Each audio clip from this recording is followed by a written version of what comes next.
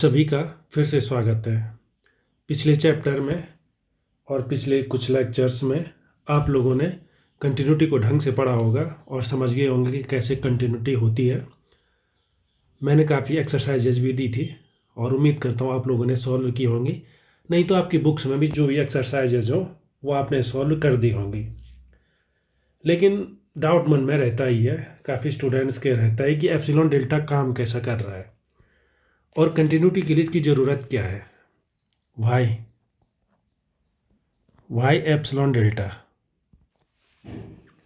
क्या कोई मतलब इतनी डिफ़िकल्ट डेफिनेशन लाने की ज़रूरत क्या है, और इससे पता कैसे चल रहा है फंक्शन कंटिन्यूस है कि नहीं है।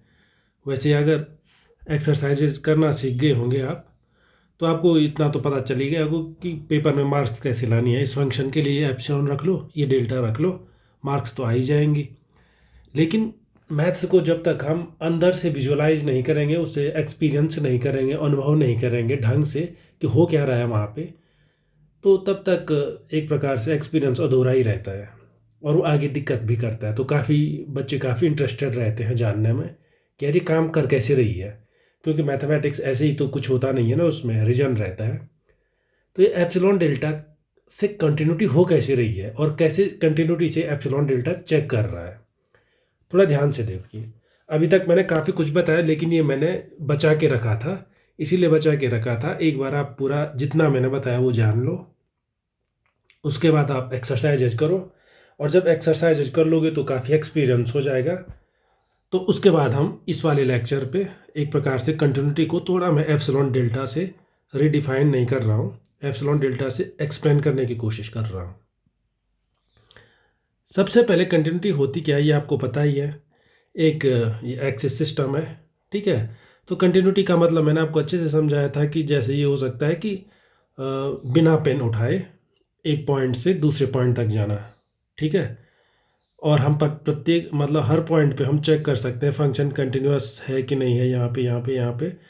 तो बेसिकली आइडिया क्या है, यहाँ से यहाँ तक जाना है आपने, लेकिन जो ये रास्ता है बिना पेन उठाए जाना है।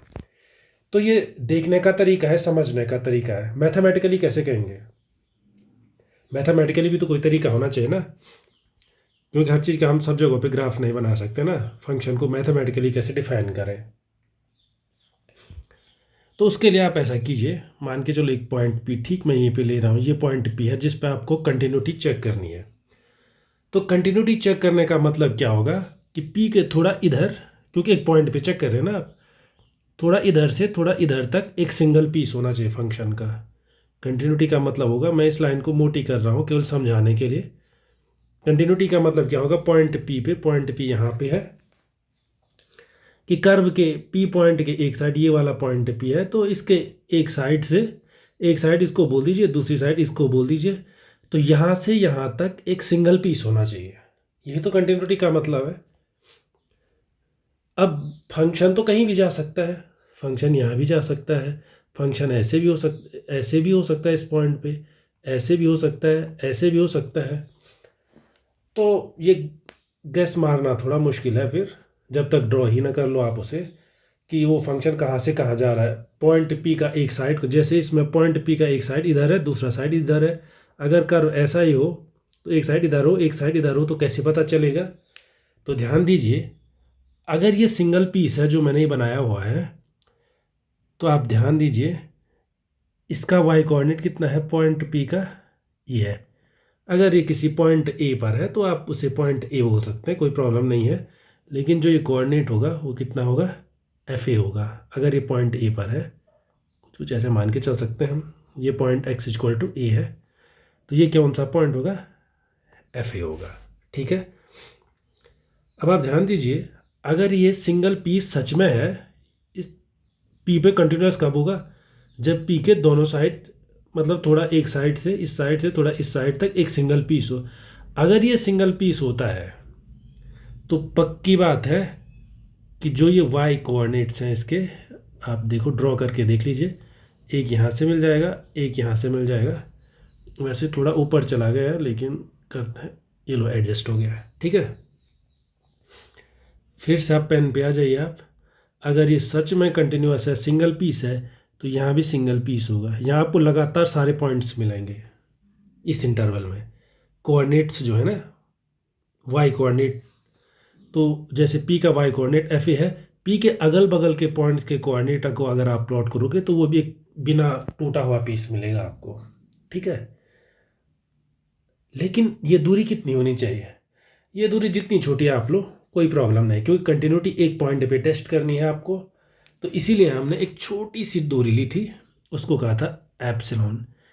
तो ये ऊपर वाला एफ ए प्लस एप्सिलॉन हो गया और नीचे वाला एफ ए माइनस एप्सिलॉन हो गया, और ये बीच के सारे पॉइंट्स आएंगे। पर यहाँ पे एक छोटा सा क्वेश्चन है, क्या इसका उल्टा भी ट्रू है? उल्टा ट्रू होने का मतलब है, मान के चलो वाई कोऑर्डिनेट्स कंटिन्यूअस हैं, यहाँ से यहाँ तक के सारे मिल रहे हैं, तो क्या फंक्शन भी कंटिन्यूअस होगा? क्योंकि आपने ये तो देख ही लिया ना कि अगर यहाँ सिंगल पीस है तो वाई कोऑर्डिनेट लो, वो भी सिंगल पीस होंगे, बिल्कुल होंगे, क्योंकि फंक्शन के वाई कोऑर्डिनेट्स ही तो हैं, ये सारे वाई कोऑर्डिनेट्स तो ही हैं, यहाँ एक खड़ी लाइन में, यहाँ कर्व के अलॉन्ग है। तो आपको क्या लग रहा है, क्या इसका उल्टा भी ट्रू है? अगर यहाँ कंटिन्यूअस है, फंक्शन भी कंटिन्यूअस होना चाहिए। तो इसका जवाब है, अगर ऐसा होता तो एप्सिलॉन के साथ डेल्टा की ज़रूरत क्या होती है? इसका जवाब है नहीं। यहाँ अगर आपको सिंगल पीस मिल रहा है तो फंक्शन तब भी टूटा हुआ हो सकता है। तो यहाँ पे अब थोड़ा अगर आप समझ गए हैं तो अच्छी बात है, नहीं समझे हैं तो एक एग्जाम्पल से समझ जाइए। थोड़ा दूसरा एग्जाम्पल, यही एग्जाम्पल ले रहा हूँ मैं, कंटिन्यूटी वाला एग्जाम्पल। थोड़ा आप इस फंक्शन की तरफ देखिए, पूरी लाइन है मेरा कर्व, ठीक है, जिसमें ये पॉइंट इंक्लूड है। इस पॉइंट का आप कोई नाम दे सकते हैं, जो नाम आपको देना है। इसके बाद इस पॉइंट पे फंक्शन ऐसे डिफाइन कर रहा हूँ मैं, तो इसमें साफ साफ दिख रहा है, मैंने दूर दूर इसीलिए खींचा हुआ है। अब आप इस पॉइंट से इस पॉइंट तक देख लीजिए, पूरा फंक्शन कंटिन्यू। फंक्शन कैसा है? फंक्शन अगर मान के चलो ये x इक्वल टू 1 पॉइंट है, तो जो ये पॉइंट है ये डिफाइंड है यहाँ तक, लेकिन उसके बाद फंक्शन सीधे x ग्रेटर देन 1 के लिए ऐसे डिफाइंड है। सीधे x 1 से थोड़ा ज़्यादा बढ़ जाएगा तो हमारा फंक्शन जंप मार के यहाँ आ जाएगा, और इस पॉइंट तक बिल्कुल ठीक है। तो जैसे ही आप वाई एक्सिस पे देखेंगे तो ये पूरा कंटिन्यूअस है, देख लो, इस लाइन से नीचे फंक्शन ये डिफाइंड है, इस लाइन के तुरंत बाद फंक्शन इधर है, तो ये कोई भी पॉइंट छूटा हुआ नहीं है, कोई भी पॉइंट छूटा हुआ नहीं रह गया है। आप इसे ऐसे डिफाइन कर सकते हैं, ठीक है। जो जंप डिसकंटिन्यूटी मैंने एक फंक्शन कहा था, कुछ वैसे ही, और वहाँ पे मैंने फंक्शन भी लिखा था, जैसे ग्रेटेस्ट इंटीजर फंक्शन लिखा था। तो इसका उल्टा ट्रू नहीं है, तो उल्टा भी ट्रू हो तो कैसे हो? उल्टा ट्रू होने के लिए, उल्टा ट्रू होने से मतलब अगर वाई एक्सिस पे वाई कोऑर्डिनेट सारे कंटिन्यूअस हैं तो क्या फंक्शन भी कंटिन्यूअस होगा? तो नहीं भी हो सकते हैं ना, वही तो मैं यहाँ पे बोल रहा हूँ। उसके लिए हम ये कर सकते हैं कि एक्स के अराउंड भी, एक्स इस पॉइंट के बिल्कुल नज़दीक एक पूरा पीस लें हम, पूरा पीस एक्स की वैल्यूज़ का पूरा पीस जो चिपका हुआ हो, टूटा हुआ ना हो कहीं पे, ठीक है। और इस पीस के कितनी इमेजेस होंगी वो यहाँ मिल जाएंगी हमको। तो अगर इस कंटिन्यूस पीस की कंटिन्यूस इमेजेस मिल गई तो हो गया कंटिन्यूस, यही तो कंटिन्यूटी का मतलब होता है। तो इसीलिए यहाँ पे आता है डेल्टा। तो ये क्या हो गया, एक्स ए प्लस डेल्टा इधर हो गया, ए माइनस डेल्टा इधर हो गया, ये वाला पॉइंट और ये वाला पॉइंट। तो जो F A plus epsilon, F A minus epsilon है एफ ए के चारों ओर, उसी को तो लिखते हैं F X minus F A mod less than epsilon. मतलब वो सारे पॉइंट जो एप्सिलॉन डिस्टेंस के अंदर है, सारे पॉइंट है ना वो। और डेल्टा का मतलब एक्स माइनस ए लेस देन डेल्टा, मतलब एक्स ए प्लस डेल्टा और ए माइनस डेल्टा के बीच है, ठीक है। इसीलिए अगर किसी फंक्शन को कंटिन्यूअस होना है तो कैसा होना चाहिए, उसके वाई कोऑर्डिनेट्स कंटिन्यूअस होंगे, पर थोड़ा जंप का, जैसे यहाँ पे जंप का थोड़ा वो रह सकता है, प्रॉब्लम रह सकती है, वो प्रॉब्लम भी ना आए, इसलिए हम एक्स की वैल्यू के अराउंड भी एक डेल्टा लेंगे। जैसे अगर आप यहाँ पर देखें पिछला एग्जाम्पल, तो यहाँ से यहाँ के बीच की दूरी कुछ तो होगी, तो मान के चले जैसे 0.7 सेंटीमीटर है यहाँ से यहाँ की दूरी। तो अगर जैसे मैं डेल्टा घटता रहेगा, ये एक्स में भी हो सकता है, एफ एक्स में भी हो सकता है। तो इसका एक ऐसा नेबरहुड होगा जिसके बाद कोई पॉइंट ही कैप्चर नहीं कर रहा है। ये 0.7 अगर ये डिस्टेंस है, आप 0.5 यूनिट लीजिए, तो इसमें जो x है उसके लिए y की कोई वैल्यू नहीं है। अगर आप ये x इक्वल टू 1 है और ये पॉइंट x इक्वल टू 1.7 है, तो x इक्वल टू 1.5 पे तो फंक्शन की वैल्यू ही नहीं है, मतलब ये वाली प्रॉब्लम आ सकती है वहाँ पे। मॉड एक्स माइनस ए लेस देन डेल्टा वाली, ठीक है। सेम एफ एक्स के लिए भी हो सकता है। तो एप्सिलॉन और डेल्टा से क्या पता चला हमको, कैसे पता चला कंटिन्यूअस है? हमने एफ एक्स और एफ ए के बीच के गैप को जितना मर्जी छोटा बनाया, एफ एक्स और मतलब ऐसा एक पॉइंट एफ एक्स है क्या, अगर एफ ए आपके पास है, जितने नज़दीक जाओ एक पॉइंट एफ एक्स जरूर है जिसकी एप्सिलॉन से कम डिस्टेंस है। एप्सिलॉन आप अपनी मर्जी से ले सकते हैं, छोटा इसलिए लेते हैं, मैंने पहले बोला था छोटा लेने का पर्पज ये, बड़ा लोगे आप तो सारे पॉइंट कैप्चर कर लेगा, ठीक है। जितना बड़ा एप्सिलॉन लोगे तो लगभग लगभग सब कुछ टूटा हुआ होगा वो उसे भी कैप्चर कर लेगा। मान के चलो यहाँ पे फंक्शन टूटा हुआ है, तो आप एप्सिलॉन इतना बड़ा लोगे तो इसका फ़र्क ही नहीं पड़ेगा, फंक्शन तो कुछ न कुछ कैप्चर कर ही रहा है ना पॉइंट्स को। लेकिन जैसे जैसे छोटा है, जैसे यहाँ पे टूटा हुआ है, तो एप्सिलॉन इससे छोटा ले सकते हैं, नज़दीक लेंगे तो पता चल जाएगा कि टूटा हुआ है। तो उसके लिए एफ एक्स और एफ ए के बीच की दूरी जितनी मर्जी कम कर लो आप, तो उसी को हमने क्या कहा, एफ एक्स माइनस ए लेस देन एफ। और इसका मतलब क्या है, ऐसे सारे पॉइंट अगर आप कलेक्शन करोगे तो वाई एक कोऑर्डिनेट को क्या मिलेगा, आपका एक कंटिन्यूअस पीस मिलेगा आपको। और कहाँ पे मिलना चाहिए कंटिन्यूअस पीस, एक्स की भी कंटिन्यूअस वैल्यू लो ए के अराउंड, जितनी छोटी मर्जी आप ले लो, पर ये डेल्टा एप्सिलॉन पर डिपेंड करता है, ठीक है।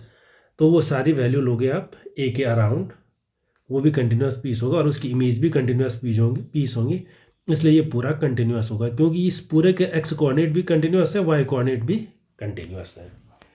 तो अगर आप समझ गए हैं तो बहुत अच्छा है, इस तरह से आप इस सिचुएशन को विजुअलाइज कर सकते हैं। तो मेरी रिक्वेस्ट रहेगी, अगर आप समझ गए हैं बहुत अच्छा है, नहीं समझे एक या दो बार इसको ज़रूर देखिए और समझ जाइए। लेकिन क्यों समझना है, आगे मैं डिफ्रेंशिएबिलिटी समझाऊंगा और उसके आगे यूनिफॉर्म कंटिन्यूटी आएगी, वहाँ पे एक दो और स्ट्रिक्ट कंडीशन आ जाएंगी यूनिफॉर्म कंटिन्यूटी पे, तो वो तब क्लियर होंगी जब पहले ये क्लियर होगा। अभी हमने एप्सिलॉन डेल्टा लिया है, लेकिन यही एप्सिलॉन डेल्टा हम यूनिफॉर्म कंटिन्यूटी में लेंगे, लेकिन कई फंक्शन ऐसे होंगे जो कंटिन्यूअस है लेकिन यूनिफॉर्म कंटिन्यूअस नहीं है, तो कैसे समझें आप उनको?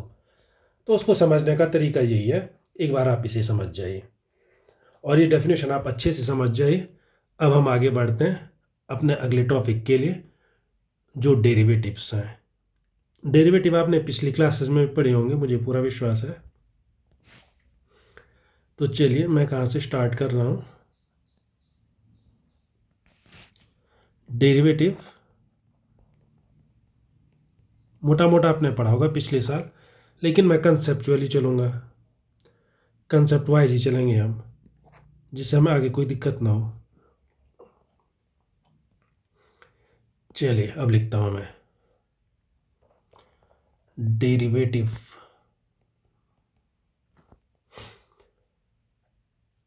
एंड रेट ऑफ चेंज, या as a rate of change लिख लो, जो आपको पसंद हो। एक सेकेंड, ये लो, derivative and rates of change. पहले ज्योमेट्रिकली समझते हैं, हर चीज़ को हमें एक बार ज्योमेट्रिकली समझना चाहिए, उसके बाद ही आगे बढ़ना चाहिए। ज्योमेट्रिकली समझने से ये है कि हम किसी का भी फिगर अपने दिमाग में बना सकते हैं। फिर से वही काम कीजिए, आप एक एक्सिस सिस्टम बनाइए।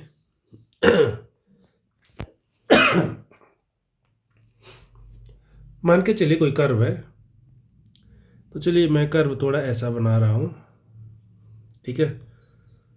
कर्व कुछ भी हो सकता है, और इस पे मेन पॉइंट है जो हमारे, वो दो पॉइंट हैं, एक पॉइंट ये ले लो P और एक पॉइंट ये ले लो Q। तो समझने वाली बात है, ये मान के चलो ये x इक्वल टू ए पर है, तो ये कौन सा पॉइंट हो जाएगा, FA हो जाएगा। और मान के चलो एक वेरिएबल पॉइंट भी ले लो आप, उसे x कह दो, तो ये कौन सा हो जाएगा, fx। मतलब Q के कोऑर्डिनेट क्या होंगे, x और fx, और P के कितने होंगे, स्मॉल a एंड FA, ठीक है। तो P से Q को अगर अगर किसी लाइन से आप ज्वाइन कर रहे हैं तो वो लाइन ऐसे लिखेगी, ठीक है। और यहाँ से एक नॉर्मल लाइन, मतलब 90 डिग्री वाली लाइन इस पे डाल दीजिए आप, ठीक है। तो इस लाइन का स्लोप कितना होगा, वैसे स्लोप दो तरीके से निकाल सकते हैं आप, tan ऑफ थीटा से, तो tan ऑफ थीटा से भी निकाल सकते हैं। उसमें कैसे निकलेगा, ये पॉइंट है, इसको भी कोई नाम दो, इसको भी कोई नाम दे दो, मान के चलो ये पॉइंट ए है, ये बी है, ये सी है, ठीक है। और इस पॉइंट को क्यू नाम हमने दे ही रखा है, तो Q C divided by P C, tan theta उतना होता है, उसी को स्लोप कहते हैं। लेकिन नहीं भी पता है तो हम एलिमेंट्री तरीके से चल सकते हैं कि क्लास 10th में पढ़ा होगा हमने कि दो पॉइंट्स गिवन है पी और क्यू, उनसे पास होने वाली लाइन का स्लोप कितना होता है। तो उसको पी क्यू, जो ये पी क्यू है लाइन, पी क्यू लाइन, इसका स्लोप कितना होगा, वाई कोऑर्डिनेट माइनस दूसरा वाला Y coordinate divided by X coordinate और दूसरे वाले का एक्स कोऑर्डिनेट, एक्स माइनस है, ये पी क्यू लाइन का स्लोप होगा, ठीक है। लेकिन जैसे जैसे क्यू पॉइंट तो वेरिएबल पॉइंट है, उसने पी की तरफ बढ़ना शुरू किया, क्यू नज़दीक आने लगा, नज़दीक आने लगा, नज़दीक आने लगा, और पी की तरफ बढ़ने लग गया। तो इसको क्या बोल सकते हैं हम, limit X tends to A F X minus F A, और इसे डिवाइड कर लो एक्स माइनस ए से। तो ये स्लोप किस तरफ की ये इस स्लोप का क्या हो सकता है, आपने लिमिट की डेफिनेशन पढ़ी है, ये पॉइंट ऐसा कि limit Q tends to P भी बोल सकते हैं आप। तो ये एम पी क्यू भी तो किसी न किसी लिमिट की तरफ बढ़ सकता है, और बढ़ना चाहिए, कभी कभी नहीं बढ़ता है, उस पर भी बात करेंगे। तो एक फिक्स नंबर की तरफ बढ़ता है वो एम, वो फिक्स नंबर क्या होगा, वो फिक्स नंबर पॉइंट पी पर टेंजेंट का स्लोप होगा। क्यों जैसे जैसे क्यू आगे बढ़ता रहेगा ये लाइन टेंजेंट लाइन बननी शुरू हो जाएगी, और जैसे क्यू के बहुत नज़दीक आ जाएगा इसका स्लोप भी बहुत नज़दीक आ जाएगा जो टेंजेंट लाइन का स्लोप है उसके, और finally Q tends to P पे वो लिमिटिंग केस बन जाता है। तो जो स्लोप बनता है उसमें आप पी क्यू लिखने की ज़रूरत नहीं है, वो पॉइंट पी पे स्लोप होता है। तो यहाँ पे ए लिखा हुआ ही है तो कोई प्रॉब्लम नहीं है, इसी को लाइन का स्लोप कह सकते हैं हम। तो लाइन का स्लोप किसी पॉइंट पे इस पी क्यू का जो स्लोप है, अगर क्यू पी की ओर टर्न कर रहा है तो वो टेंजेंट वाली लाइन के स्लोप के इक्वल होता है, और इसी को कह सकते हैं हम स्लोप ऑफ टेंजेंट लाइन। अब आप एक छोटा सा एग्जांपल देखिए, छोटा सा एग्जांपल से क्लियर हो जाएगा। मान के चलिए फाइंड इक्वेशन ऑफ टेंजेंट,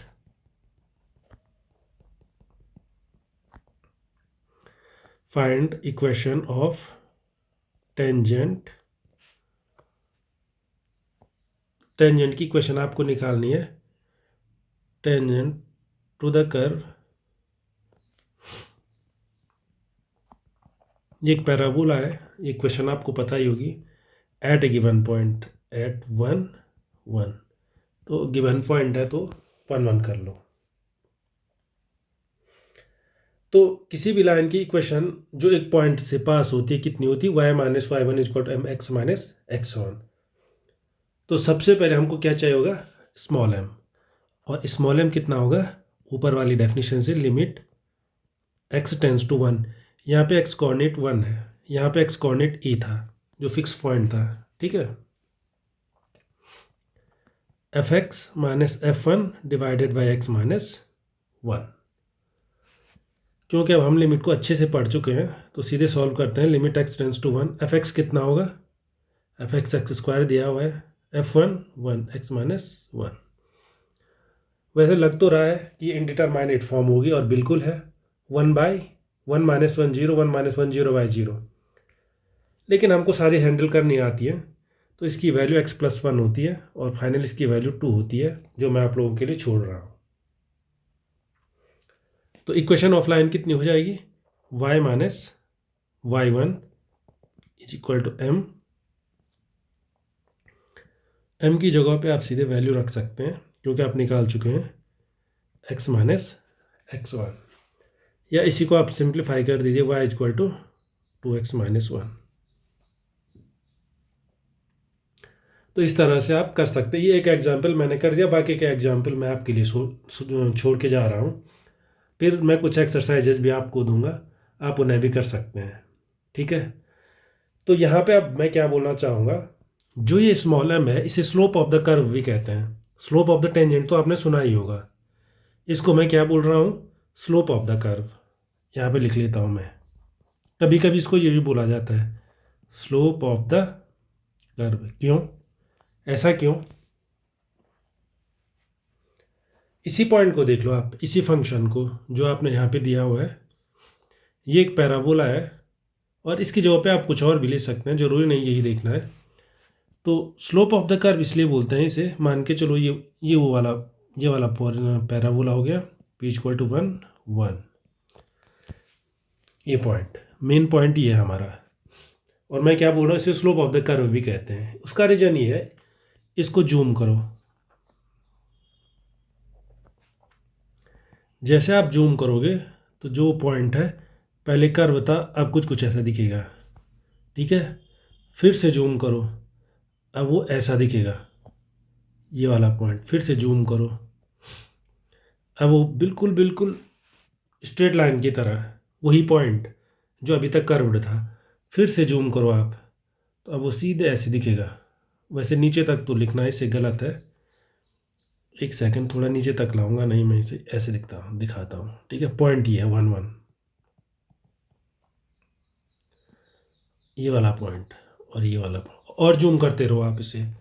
तो जो पैराबोला था ये, इसे अगर आप जूम करते रहोगे ये एक स्ट्रेट लाइन दिखना शुरू हो जाएगा, और ठीक वही स्ट्रेट लाइन होगी ये, उस स्ट्रेट लाइन के नज़दीक पहली बार जूम में आप यहाँ पहुँच गए, दूसरी बार फिर से जूम करो तो यहाँ पहुँच गए, तीसरे, और ऐसे करते रहो तो यहाँ भी पहुँच जाओगे आप। तो जो ये पैराबोला था अभी तक, जिसका शेप यूँ टेढ़ा था, इस पॉइंट को जूम कर करके आपने क्या, कैसे दिखने लग गया, वो सीधी एक लाइन की तरह।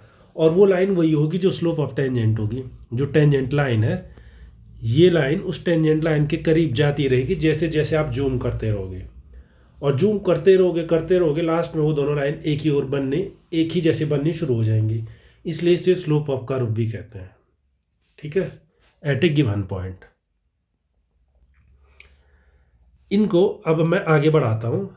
आगे बढ़ाने से पहले आपको याद होगा, जब हमने लिमिट्स की बात की थी, वहाँ भी मैंने दो तरीके से लिमिट डिफाइन की थी। तो यहाँ भी मैं दूसरे तरीके से टेंजेंट को डिफाइन कर रहा हूँ। अब स्मॉल एम इक्वल टू कितना होता है, लिमिट, अभी तक जो आपने पढ़ा उसके हिसाब से एक्स ए की ओर टेंड करता है, एफ एक्स, और उसमें से एफ ए सब्सट्रैक्ट करते हैं, एक्स माइनस ए।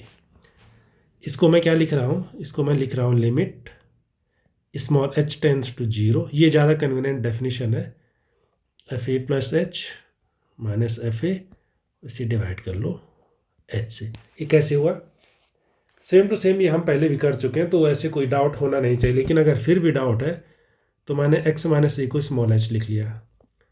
अब अगर एक्स ए की ओर टेंड कर रहा है, ये एक्स ए की ओर टेंड कर रहा है, तो ये एच 0 की ओर टेंड करेगा, तो 0 यहाँ आ गया। अब एक्स माइनस एच है तो एक्स कितना होगा, ए प्लस एच,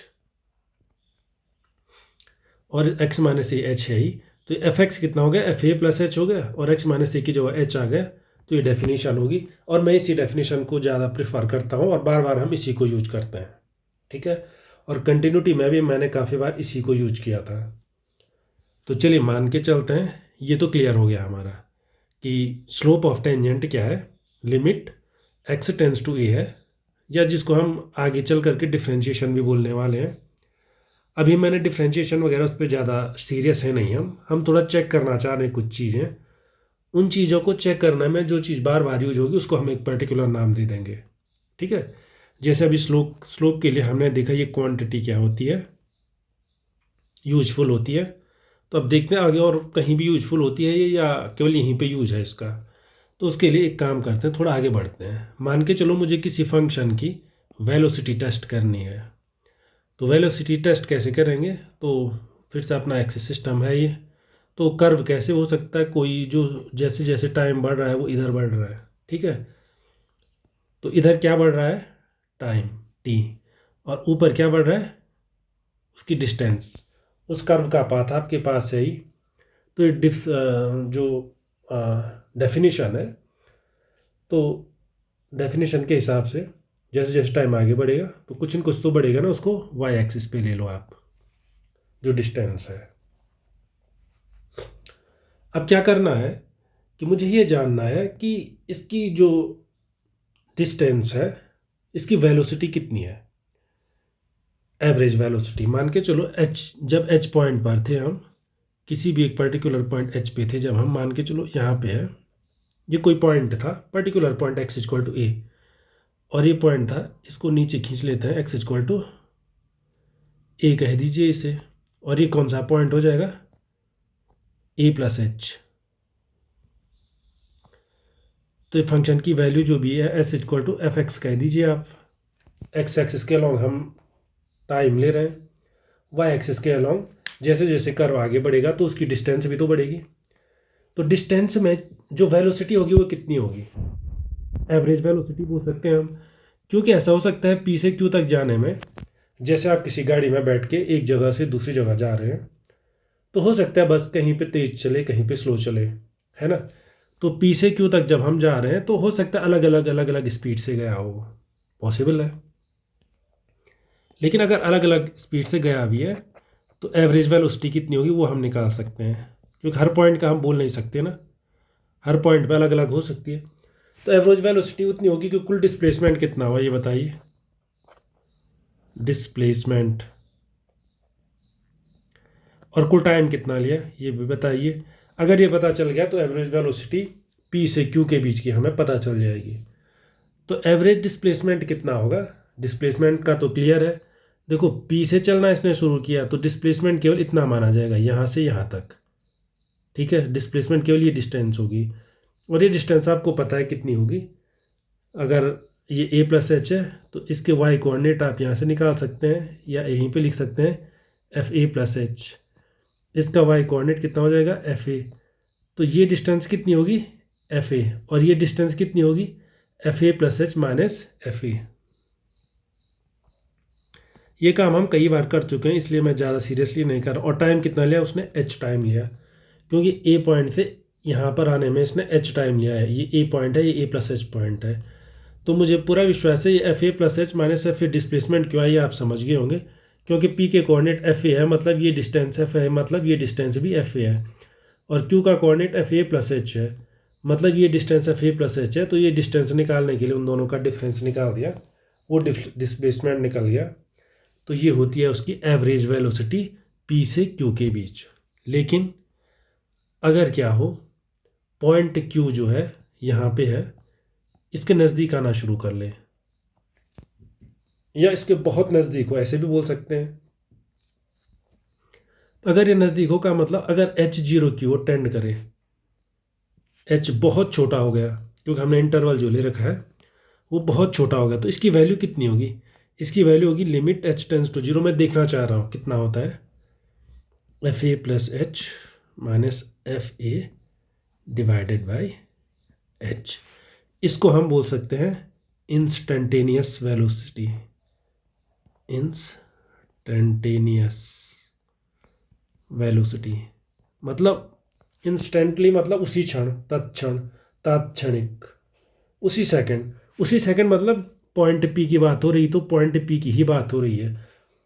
इससे पहले जो बात हो रही थी पॉइंट पी और क्यू की बात हो रही थी, पी से क्यू के बीच की एवरेज वेलोसिटी हमने निकाली थी। इस बार जो वेलोसिटी मैंने निकाली वो पॉइंट पी पर ही निकाली है, पॉइंट पी पर कितनी थी बस। तो पॉइंट पी पर अपने आप निकल जाएगी एच जीरो की ओर। अगर बढ़ रहा है, लगातार छोटा होता जा रहा है, तो जैसे जैसे एच जीरो की तरफ बढ़ना शुरू हो जाएगा तो पॉइंट पी क्यू भी पी के बहुत नज़दीक आ जाएगा। इसलिए जो एवरेज वेलोसिटी थे पी और क्यू के बीच की डिस्टेंस लगभग लगभग जीरो होने के कारण वो पी पॉइंट पी पर वेलोसिटी बन जाती है, ठीक है। तो यही फंक्शन तो थोड़ी देर पहले भी आया था, अभी ये वेलोसिटी है, थोड़ी देर पहले भी आया था ये, उस समय ये टेंजेंट का स्लोप था। ये फंक्शन बार बार आ रहा है, तो इस फंक्शन को एक नाम देना शुरू कर लेते हैं, अभी तक जो हमने दिया नहीं था, अभी थोड़ी देर के लिए नाम दे देते हैं। और फिर हम देखेंगे जो हम नाम दे रहे हैं क्या ये कहीं और भी यूज हो रहा है।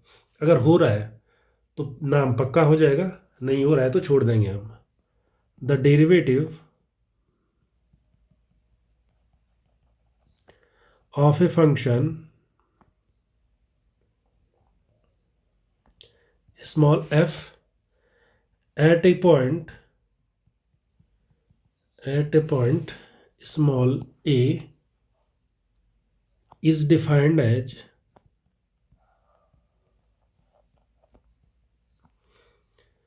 कैसे डिफाइंड है, लिमिट जो कि अभी अभी ऊपर हमने 2 बार आ चुका है, F A plus H minus F A divided by H.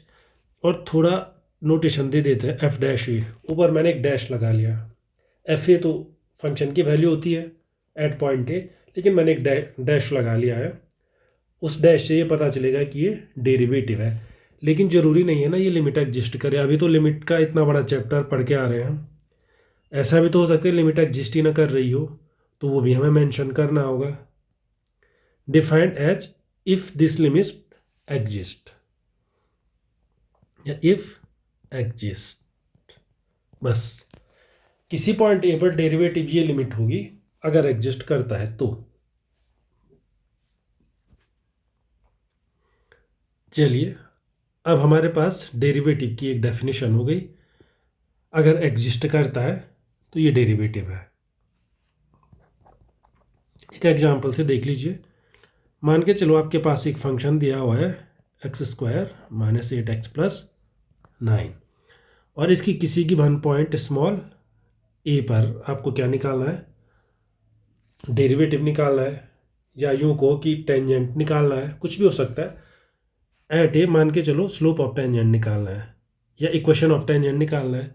वो क्यों निकाल रहा हूँ मैं, क्योंकि वो सारा कवर कर लेगा। At a equation of tangent में आप क्या निकाल दोगे, डेरिवेटिव भी निकाल दोगे, स्लोप भी निकाल दोगे, और टेंजेंट की इक्वेशन भी निकाल लोगे। इक्वेशन ऑफ टेंजेंट, तो सबसे पहले तो हमारे पास इक्वेशन ऑफ टेंजेंट मैंने इसलिए लिखा है क्योंकि इसमें सारे पार्ट कैलकुलेट हो जाते हैं। इसी क्वेश्चन पे आते हैं, जो इक्वेशन आपके सामने है। पहले इस पे क्या करेंगे हम, इसका डेरिवेटिव कितना होता होगा, ये मेरे मन में एक क्वेश्चन आ रहा है। तो पहला क्वेश्चन है फाइंड डेरिवेटिव। तो ए पर डेरिवेटिव एफ डैश ए होता है, और कितना होता है, limit H tends to 0 F A plus H minus F A divided by H, और इसकी वैल्यू होती है limit H tends to 0। F A plus H कितना हो जाएगा, A plus H whole square minus 8 times A plus H plus 9, और इस पूरे को आप क्या करेंगे, एच से डिवाइड करेंगे।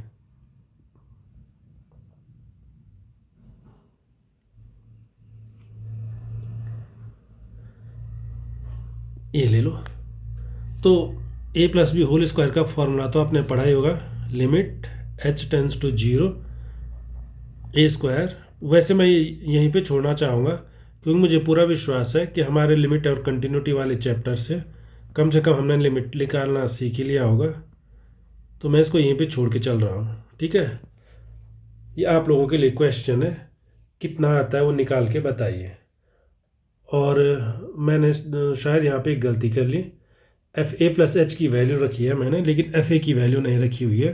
तो एफ ए की वैल्यू आप रख लीजिए माइनस ए स्क्वायर प्लस 8a माइनस 9, और माइनस ए स्क्वायर प्लस 8a माइनस 9, क्योंकि माइनस एफ ए है, एक्स इक्वल टू है। तो जो कैंसिल हो रहे हैं आप कैंसिल कर लीजिए। वैसे मैं तो छोड़ना ही चाहूँगा इसे, क्योंकि मैं मानता हूँ कि आप लोग कर लेंगे। 8a तो कितना बच रहा है, H square plus 2ah minus 8h, और एच 0 की ओर टेंड कर रहा है। एच 0 की ओर टेंड कर रहा है मतलब ऊपर न्यूमरेटर में जो क्वाड्रेटिक या क्यूबिक टर्म है वो ही बचेंगे, 1 डिग्री का टर्म जो है वो नहीं बचेंगे, सॉरी। और 1 डिग्री के टर्म जिनमें केवल एक एच है वो बच सकते हैं, बाकी सारों में से कोई बच नहीं पाएगा। उसका रीजन है क्योंकि जैसे आप ये लिमिट निकालोगे, limit H tends to 0, H common आ जाएगा, केवल 3 टर्म बचे हुए, एच स्क्वायर प्लस 2ah और माइनस 8h, केवल यही तो टर्म बचे हुए, और नीचे भी तो एक एच है। तो ये एच क्या कर लेगा, क्वाड्रेटिक या क्यूबिक, जैसे क्वाड्रेटिक क्यूबिक या इससे बड़े टर्म जो है उनको नहीं बचा पाएगा। एच 0 होने के कारण वो सारे 0 हो जाएंगे, और एच कैंसिल करने के बाद आप देख सकते हैं इसकी वैल्यू आ रही है 2a माइनस 8। तो इसका मतलब अभी केवल इतना है कि एफ एक्स जो है x square minus 8x plus 9 का किसी पॉइंट ए पे डेरिवेटिव कितना है, 2x माइनस 8। और अगर आपके किसी पॉइंट ए पे टेंजेंट की क्वेश्चन निकालनी है वो भी आप निकाल सकते हैं, क्योंकि जब आपके पास, मैंने अभी बताया था थोड़ी देर पहले, जो ये डेरिवेटिव होता है ये सेम है, इसमें कोई अंतर नहीं है जो स्लोप ऑफ टेंजेंट होता है। तो जैसे मैंने पिछला निकाला आप इसको भी निकाल सकते हैं। तो अभी आज के लेक्चर में मैं इतना ही कवर करूँगा। अगले लेक्चर और इंटरेस्टिंग होगा, उसमें मैं और तरीके से बताऊँगा आपको और फंक्शन को कैसे डिफ्रेंशिएट करना है, और स्टेप बाय स्टेप हम लोग आगे बढ़ेंगे। और इस बीच मैं चाहूँगा, आपके लिए मैंने काफ़ी क्वेश्चन सेलेक्ट करके रखे हुए हैं, आप इनको एक बार ज़रूर देखिए। आप वीडियो को रोक सकते हैं और उसके बाद सारे क्वेश्चन कॉपी कर सकते हैं अगर मैं थोड़ा फास्ट हूँ। यहाँ पे मैंने एक दो चीज़ एक्स्ट्रा जोड़ी हुई हैं इन क्वेश्चंस में, जो आप देखेंगे, जो आपके सामने है, जैसे स्केच द ग्राफ। तो आपके मन ये सब में रखा है मैंने, ये वो रखने का रीज़न क्या है? सीधी सी बात है, जब आप ग्राफ बनाओगे आप चीज़ को ज़्यादा अच्छे से समझोगे उसी चीज़ को। तो करना क्यों है? स्केच द ग्राफ तो हमने सीखा ही नहीं है, करना क्यों है ये तो क्लियर है। इसलिए करना है कि अच्छा जो थोड़ा अच्छे से समझ आ जाए वो पॉइंट पे हो क्या रहा है। लेकिन ये तो सीखा ही नहीं स्केच कैसे करना है, तो कोई मुश्किल नहीं है। जो जानकारी आपके पास है स्केच एफ ग्राफ और जिसके लिए F00 हो, इस जानकारी को लीजिए आप। F-03 है, इस जानकारी को भी लीजिए। फॉर एग्जाम्पल अगर मैं आपकी हेल्प करूं तो 0 पे जो टेंजेंट का स्लोप है वो 3 है। F-10 है का मतलब 0.1 पे टेंजेंट का स्लोप 0 है, और 2 पे भी स्लोप दे रखा है कि इतना है। तो अगर इतने सारे पॉइंट्स को आप एक साथ रखोगे तो एग्जैक्ट कैसे दिखता है वो नहीं निकालना है, मोटा मोटा कैसा दिखता है। तो मैं चाहूँगा ये सारे क्वेश्चन आप करें। इसमें मैंने ये थोड़ा जोड़ रखे हैं, टेंजेंट लाइन आप निकाल सकते हैं, ये सारे कर सकते हैं, और इन सबको कीजिए आप। और जो नहीं होगा कमेंट कीजिए, मैं उसको सॉल्व करने की कोशिश करूँगा। और यही नहीं, कोई कहीं भी लेक्चर में आपको कोई प्रॉब्लम रह जाती है तो आप कमेंट कीजिए, मैं उसको सॉल्व करने की कोशिश करूँगा। तो आप इन क्वेश्चंस को ज़रूर कीजिए, इससे आपका विजुअलाइजेशन बढ़ेगा। आज के लिए इतना ही, थैंक यू।